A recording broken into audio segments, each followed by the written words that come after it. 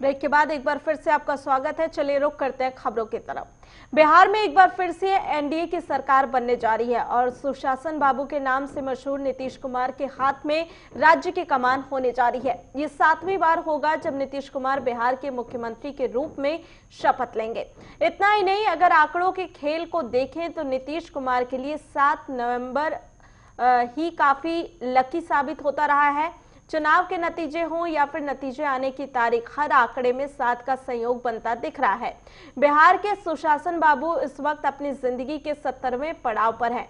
बिहार में इस बार नतीजों की तारीख का नंबर भी 7 से मेल खाता है। 10/11/2020 को नतीजे घोषित किए गए थे। अगर इनमें संख्या को जोड़ दें तो टोटल 7 ही होता है।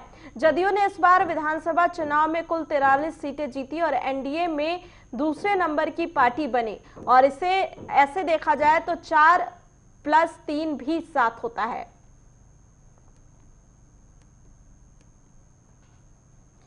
देश में कोविड-19 के दैनिक मामलों में एक बार फिर से बढ़ोतरी देखी जा रही है। केंद्रीय स्वास्थ्य मंत्रालय के आंकड़ों के अनुसार पिछले 24 घंटे में देश में कोरोना के 47,905 नए मामले सामने आए और वहीं बुधवार को 44,281 मामले सामने आए थे। पिछले 24 घंटे में देश में कोविड-19 से 550 लोगों की मौत हुई है और देश में कोरोना के कुल संक्रमित मरीजों की संख्या 86,83,917 हो गई है। वहीं कोरोना के चलते जान गंवाने वाले मरीजों की संख्या 1,28,121 हो गई है। इसी बीच देश में संक्रमण मुक्त होने वाले मरीजों की संख्या 80 लाख को पार कर गई और केवल पिछले 24 घंटे में ही 52,718 मरीज उपचार के बाद ठीक हुए हैं और अस्पताल से घर लौट चुके हैं।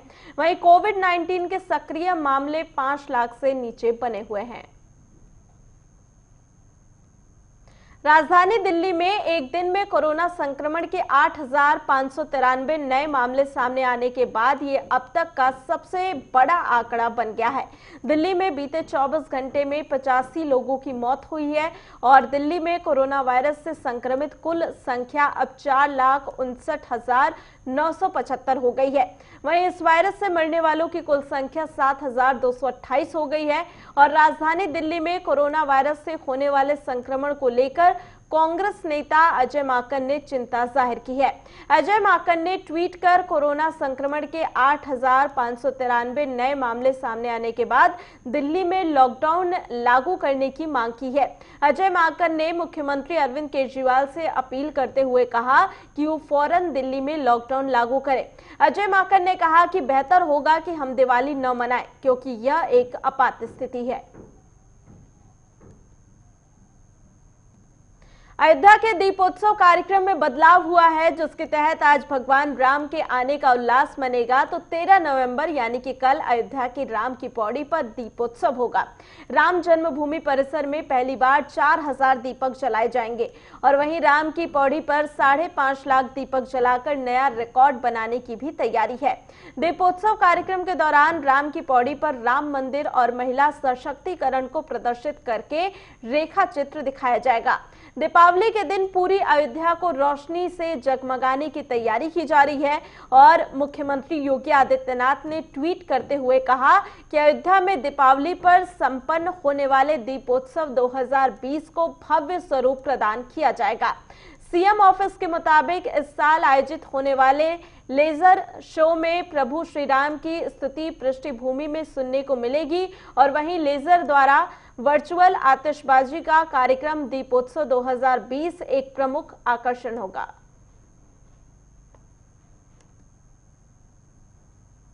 लद्दाख में सीमा पर भारत चीन के बीच तनाव कम करने की कोशिशें लगातार जारी है। दोनों देशों के बीच तनाव कम करने के लिए पेंगोंग झील के उत्तरी तट पर विवादास्पद फिंगर क्षेत्र को स्थायी तौर पर नो मेंस लैंड में तब्दील किया जा सकता है।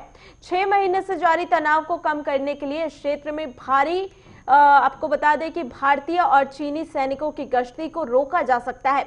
सूत्रों ने बताया कि चरणबद्ध डी एस्केलेशन के प्रस्ताव के एक अहम पहलू के तहत फिंगर 4 से लेकर फिंगर 8 तक के एरिया को कुछ समय के लिए नो पेट्रोलिंग जोन बनाने पर विचार किया जा रहा है।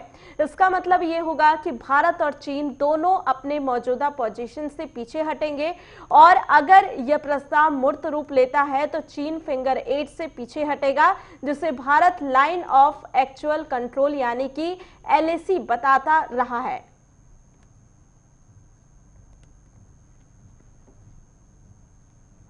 तो इसी के साथ फिलहाल के लिए इस बुलेटिन में इतना ही। देश और दुनिया की तमाम खबरों के लिए आप बने रहिए हमारे साथ।